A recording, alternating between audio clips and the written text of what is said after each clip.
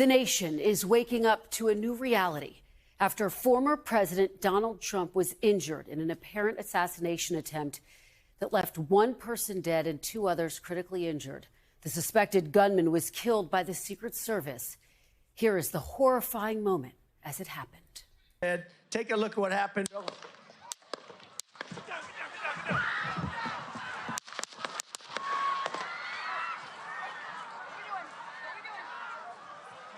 I got you, sir. I got you, sir. Let me get my shoes, sir. Hold on, your head is bloody. So we gotta move to the bus. Move to the bus. Let me get my shoes. Okay, my shoes down. My shoes. Watch out. Wait.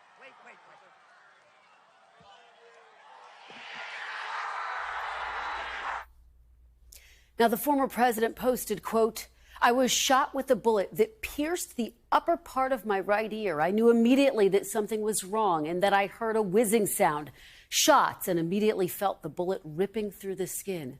This video shows the body of the alleged shooter on the roof of a building just 150 yards from where Mr. Trump was speaking. We're hearing pop, pop, pop, pop, pop. And then everybody's on the ground. Everybody's on the floor. He had a rifle. We could clearly see him with a rifle. Absolutely. If he had not moved his head at that nick of time, it could have been a lot worse. The man beside me suffered a gunshot wound to the head, was instantly killed. I'm honestly shocked this didn't happen earlier. I was anticipating to be another unbelievable night, but not this way. Well, New York Times photographer Doug Mills captured the moment, what appears to be a bullet on the right side of the image passing the former president's ear. A spokesman for the Secret Service said the suspected shooter fired multiple shots toward the stage from an elevated position outside the rally venue. Overnight, former President Trump, landing in New Jersey, walked off his plane. Early this morning, the FBI, which is now leading an investigation involving the Secret Service, ATF, state and local law enforcement, identified the alleged gunman as Thomas Matthew Crooks, 20 years old, of Bethel Park, Pennsylvania.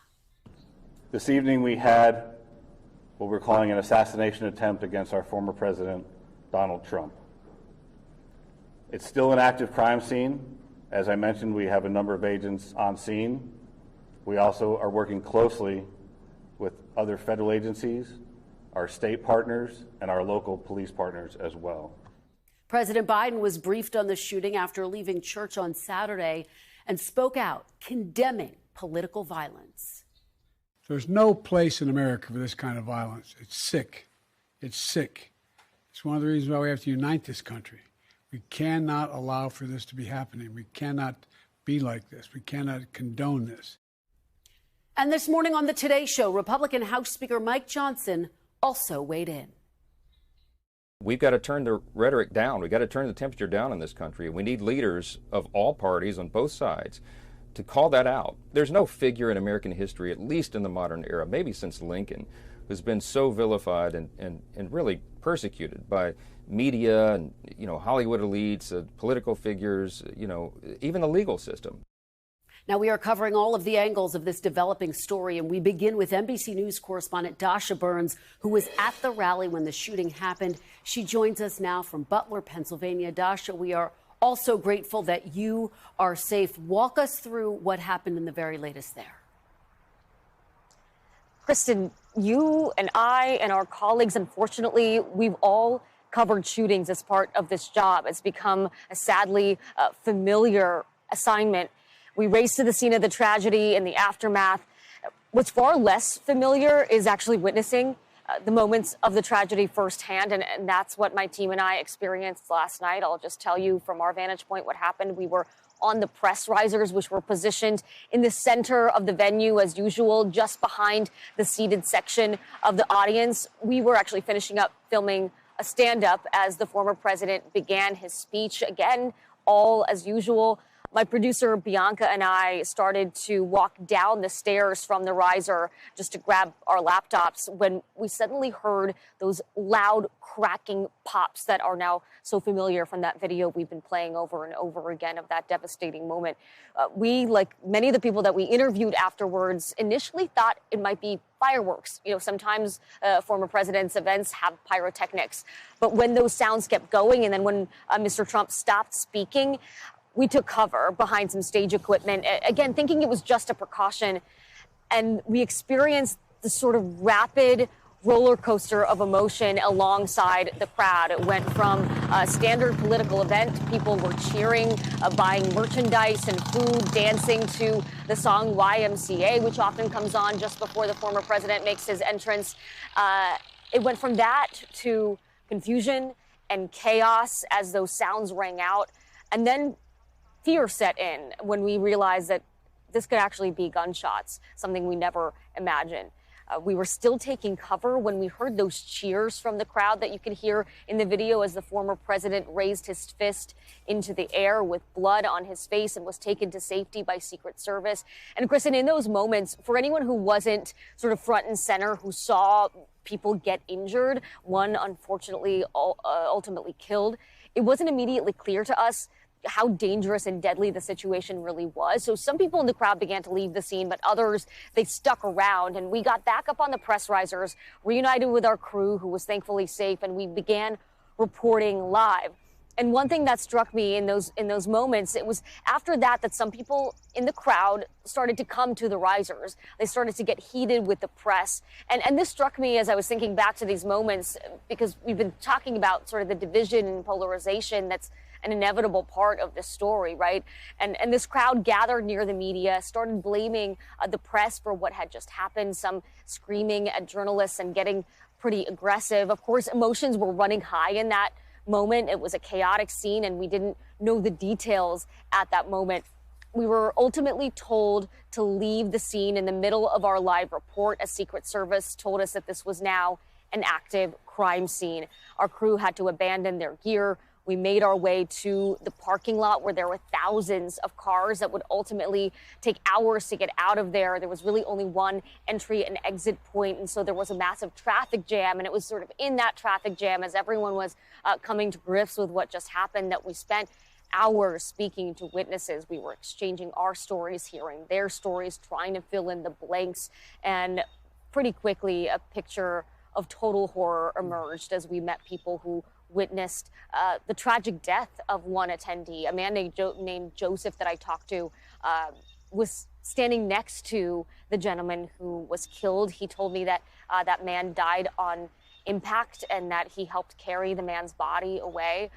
People described watching the former president turn his head slightly to point to a screen just on stage, just as those first few bullets were getting fired. One woman telling me that potentially the lethal shot was missed by inches, maybe centimeters. And this morning, the former president gave another update, addressing supporters on Truth Social, writing, "It was God alone who prevented the unthinkable from happening. We will fear not, but instead remain resilient in our faith and defiant in the face of wickedness. In this moment, it is more important than ever that we stand united and show our true character as Americans, remaining strong and determined and not allowing evil to win." Kristen. Dasha Burns, just extraordinary what you witnessed, and that update, of course, from former president could be a bit of a preview of what we might hear at the Republican National Convention. Dasha Burns, thank you for all of your extraordinary work there. Tom Winter is NBC's investigative correspondent. He's been up throughout the night talking to law enforcement officials. Tom, what do we know at this hour? Kristen, what we know at this hour is that the word from law enforcement officials who have done their own independent investigation from the investigation so far on the ground in Pennsylvania is that it is very unclear what this motive might have been for the alleged shooter, Thomas Matthew Crooks from Bethel Park, Pennsylvania. He was born in September of 2003. He appears, according to a video we saw on YouTube, to have graduated from high school just several years ago. We know that based on voter registration records in Pennsylvania, Pennsylvania. He registered as a Republican. He also donated $15 to a Democratic cause. So that's what we've seen there. We can find no criminal history on this individual, no sign of any civil lawsuits. We check for that because sometimes people file suit against individuals. It helps get some insight into their mindset. And for a 20-year-old male in America, he has an incredibly low online social media presence. Now, of course, there are these different chat rooms that are out there and some dark crevices of the internet. We don't have all the answers yet, and that's something that obviously federal investigators and the FBI in particular will be focused on. I think understandably, given the fact that this shooting happened and it was an attempted assassination of the former president of the United States, the presumptive Republican nominee who should be the nominee in just several days' time. It's a formality at this point, as you well know, that folks are focused on what is the political motive here. And in law enforcement circles, they have to examine everything from, did this person have a particular animus against Trump because they didn't like their policies? Were they driven by what's been said about Trump, either in the press or from other politicians? Was Donald Trump not conservative enough? Just to show you the gamut of the different types of things that they have to look at. But we should note that it's not necessarily the motive if there's a political cause here. In other words, there could be another motive here, as we saw with the attempted assassination of Ronald Reagan. That was motivated by the shooter there trying to impress somebody or impress a woman in that particular instance. So we have to keep an open mind. That's what investigators are doing. That's what they should be doing. And the FBI will just look, this is where the evidence is. This is where it's taking us. Tom, such important context there. Incredible reporting. Thank you so much. President Biden will receive a briefing from Homeland Security and law enforcement officials later this morning.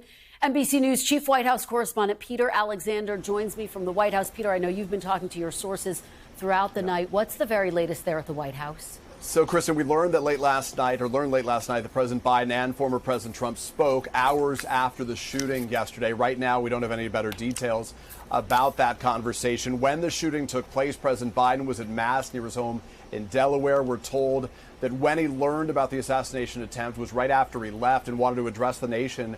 We're told as soon as he was fully briefed. Among those briefing him, the Secret Service Director, Kimberly Cheadle, the Homeland Security Secretary, Alejandro Mayorkas.